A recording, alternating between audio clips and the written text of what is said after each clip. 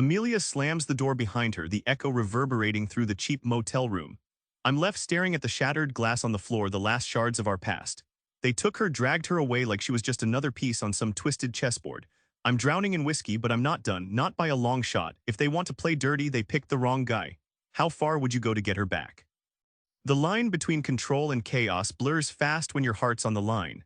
Amelia wasn't just a woman, she was a firestorm, and I got burned trying to hold on. In the ruthless drizzle of a Seattle evening, Amelia disappears. The alleyways swallowed her whole, leaving just an empty whiskey bottle and a cryptic note behind. I follow frantic whispers through neon haze, tracking shadows in a city that doesn't care. Every step I take tightens the noose of desperation, but giving up, not an option. Power isn't like a hammer smashing through walls, it's more like a dance you learn with an unpredictable partner. You don't force it, you respond, adapt, and sometimes retreat to gain a better angle. Like a furious tango, control flows in push and pull, not brute strength. In chasing Amelia's captors, I nearly lose myself. But the real breakthrough isn't about crushing enemies, it's about breaking my own chains of doubt and regret. I learned that true power is letting go of what holds you back, even if it means risking everything. They play with shadows, threatening everything we stand for. But when the dirty games start, you've got to get your hands grimy too, or you lose. In a seedy basement beneath an abandoned warehouse, I meet the man who holds Amelia's fate. The air tastes of sweat and smoke as lies spill like poisoned wine. The deal's clear, give up or lose her forever. I see bargaining crumble like cheap drywall and know I'm stepping into a war zone where rules don't exist. Manipulation is the subtle art of the unseen hand, like an expert chess player setting a trap 3 moves ahead.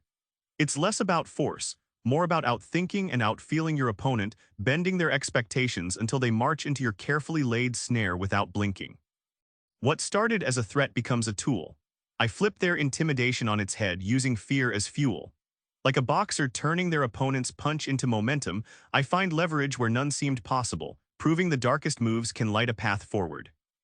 This isn't just about winning, it's about refusing to be powerless. When everything's stripped away, only raw grit, cleverness, and heart remain.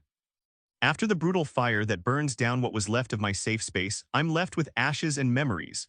Yet from those embers, something fierce grows. I find myself renewed, not broken, proving that devastation can fuel the strongest kind of power, a power born from survival and sheer will. When I least expect it, an old enemy steps out of the shadows offering help. This strange alliance feels like juggling knives, but it teaches a brutal lesson.